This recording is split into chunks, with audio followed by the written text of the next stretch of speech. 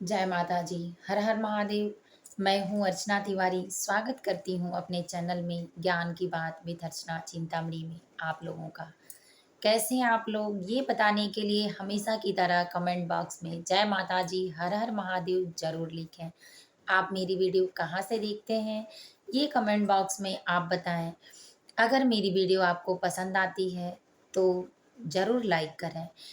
आप चैनल पे नए हैं तो सब्सक्राइब कर लें। धर्म और आस्था में, विश्वास में, अपने सनातन धर्म में जुड़ने के लिए शेयर करना बिल्कुल न भूलें, क्योंकि हर एक की आस्था और विश्वास पे एक सकारात्मक शक्ति हमारा कर्म है।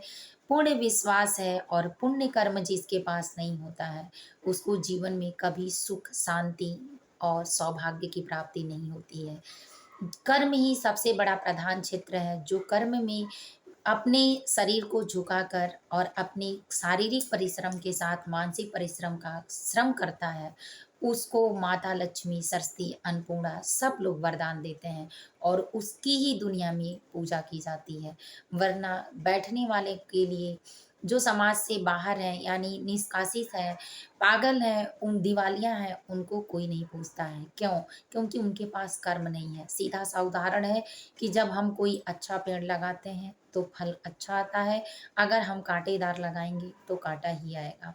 तो जीवन में ऐसे ही है हमारे कर्म। अगर हम कर्म शुद्ध करते हैं तो उसका प्रभाव और सकारात्मक शक्तियाँ भी सही आती हैं।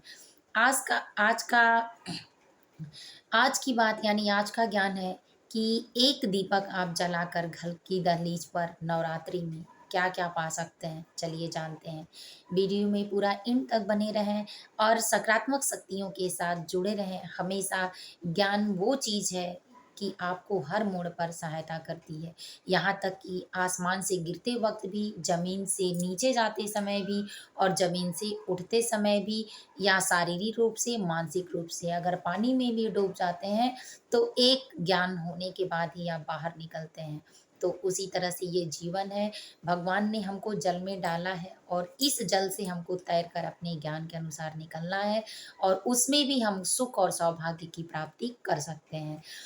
और जो मनुष्य दैविक है, दैविक मतलब ज्ञान से भरा हुआ है और जो कर्म को अपने अच्छे से करने वाला है, अगर उसके साथ किसी पिछले जन्म के कर्म के हिसाब से अगर कुछ गलत हो भी रहा है तो बहुत गलत नहीं होगा।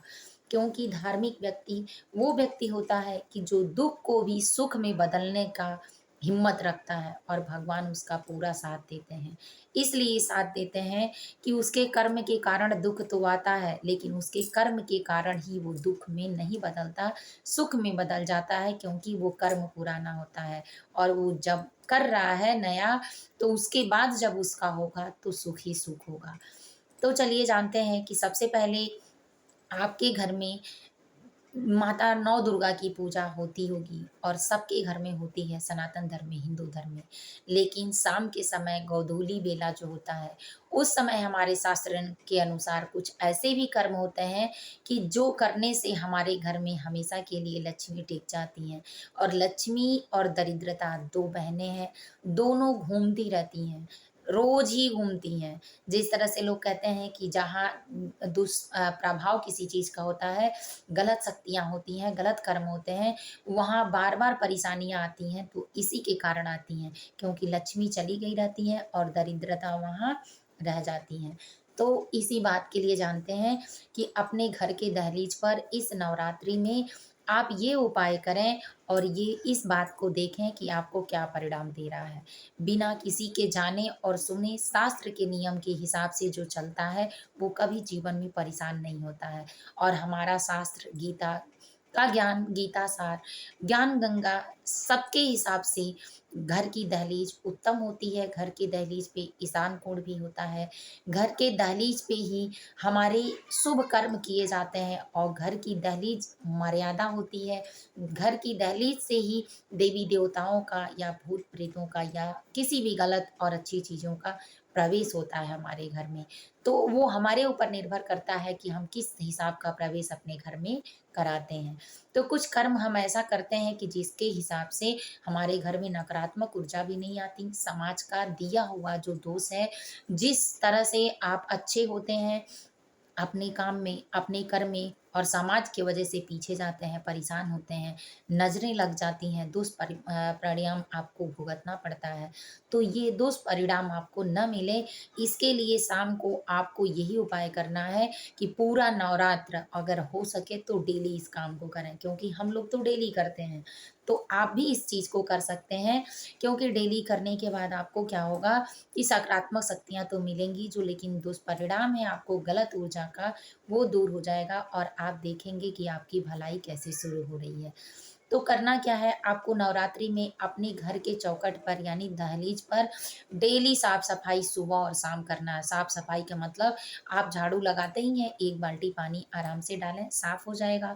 साफ होने के बाद शाम को आपको खाली दीपक नहीं रखना है, दीपक बनाना है, या तो दीपक के नीचे कटोरी में चावल, फूल जो हो रख के, और जिस हिसाब का आपका दिक्कत हो उस, अगर घी का दीपक जलाते हैं तो माता लक्ष्मी तो आती ही आती हैं, अन्य देवी-देवता भी प्रवेश करते हैं।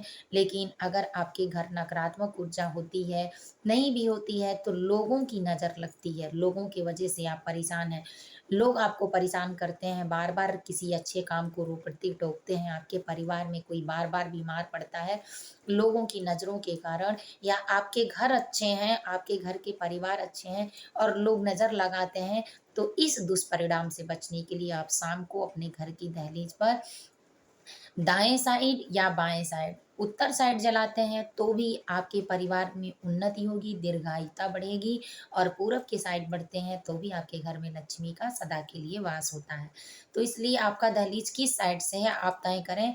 एक दक्षिण दिशा छोड़ के आप चाहे जिस दिशा में भी अपने घर के दीपक का एक दीपक करके अच्छी-सी बाती बना के और बढ़िया दिया रख के, कम से कम 1 घंटा दियाली जले आपकी, इस तरह से आप वहाँ रखिए।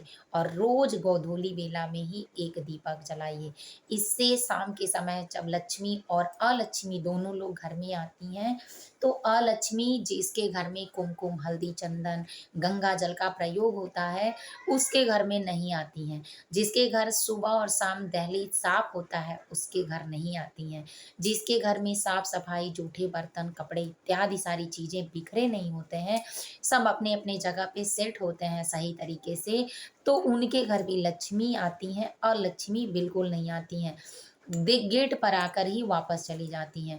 तो इसी तरह से एक दीपक जलाने से आपके घर की लक्ष्मी बस जाएँगी और लक्ष्मी आपके घर में यानी जो दरिद्रता है वो नहीं आएँगी, और दुष्परिणाम जो लोगों को आपका मिल रहा है वो भी नहीं होगा।